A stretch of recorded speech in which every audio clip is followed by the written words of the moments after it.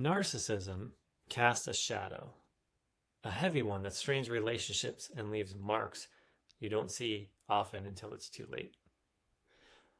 I wanted to dive a little bit into the cost of narcissism or narcissist behavior on your own life and the lives of the people who you're in relationship around you, because there is a cost. And I've spent a lot of time in the videos and so forth discussing and explaining what goes on inside the narcissist so we can have a better understanding of what's really going on with these behaviors that often look like they're purposely evil or bad, though they're not. But we can't gloss over the fact that that still extols a cost on yourself and on the relationships and the people around you, family, friends, and so forth. And so I wanted to dive into that a bit today. We're going to go over a couple topics related to this. But before we do, subscribe, give a thumbs up or a like, drop some comments below. I'd love to interact. Any questions, topic, ideas you have, so forth, put them below. Okay, so I want to cover the personal toll of narcissism and the impact on relationships. So as the narcissist operating in narcissistic behaviors, for me personally, most of my life not knowing that that's what was going on, causes a huge drain on the energy, on my energy. It's exhausting. If you can imagine a little insight into a simple interaction where a friend or someone you know comes and tells you about the hard day they had, at work, their boss was being a jerk, their coworker is hard to work with, so forth. The ability or when you're in that scenario, when I've been in that scenario, there's a tremendous amount of work that goes on in my brain. I'm thinking, okay, so this person is expressing something to me. I can tell there's an emotion involved because of the way they're expressing. I don't feel that emotion. What are they feeling? And more importantly, than what are they feeling? What are they expecting me to feel? And then if I feel that, what would I say back to them? Am I going to miss the main point here? Am I going to say something that's irrelevant? What do I do? Okay, the last time somebody said this to me, I said this, and it kind of worked, maybe like 80%.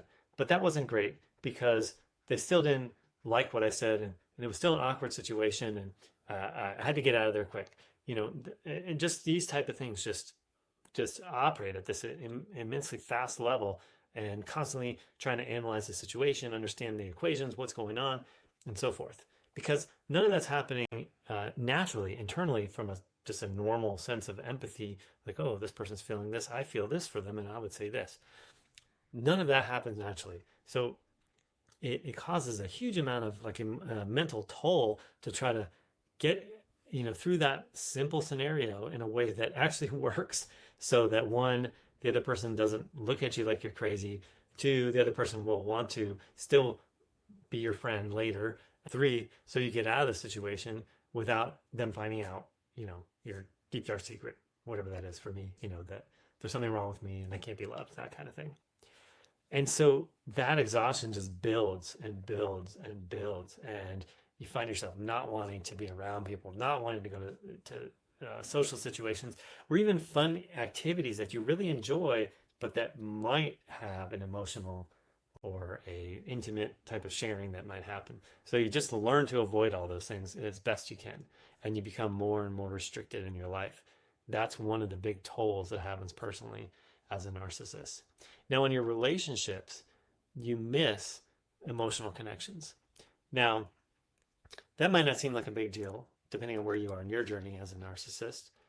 But those emotional connections, even if they happen in an unconventional way, are really a lot of the satisfaction we get out of actually having friendships and other relationships. And so when you miss those, you're missing out on that. But then the other people who are trying to relate to you for whatever reason, because of your friend or your family or coworkers or whatever, they also miss that piece that they're either consciously or usually unconsciously wanting from you. And so it strains any kind of relationship. So you can have, a relationship, friendship for a while where this doesn't come up real strongly, and, everything's going well. And then a couple of these scenarios, and suddenly the person feels really turned off to you. I mean, I've heard people say that they thought I didn't want to be their friends anymore, that I didn't like them, I didn't care. All these things that aren't actually true, that weren't the actual motivations. And I didn't even know that that's what the expression they were getting from me was meaning to them. Now, luckily, I've had some people in my life who are willing to tell me these things and really examine that. And that's really useful because then I can understand, oh, no, it's not that I didn't want to be your friend. I do. I really cherish our friendship. And it was, tell me about that. Or this is what happened in my brain when you were saying these things to me. What would work better for you? And let's see where we can kind of meet in the middle. But that is a big cost. And I've been paying that cost for a lot of my life with failed friendships, failed relationships, family that is not close, failed businesses, business partnerships, all these kind of things. Not because I was trying to destroy them consciously or trying to not meet the other person consciously, but based on the difference of the narcissistic brain and operating system, that's what was happening. And that is definitely a cost or a toll that it happens in a narcissist's life. So letting people know these things is important, but really the important first step is understanding them and investigating them in yourselves. And to understand that the reflex to retreat was never about the other person. It's about dodging essentially ghosts from the past.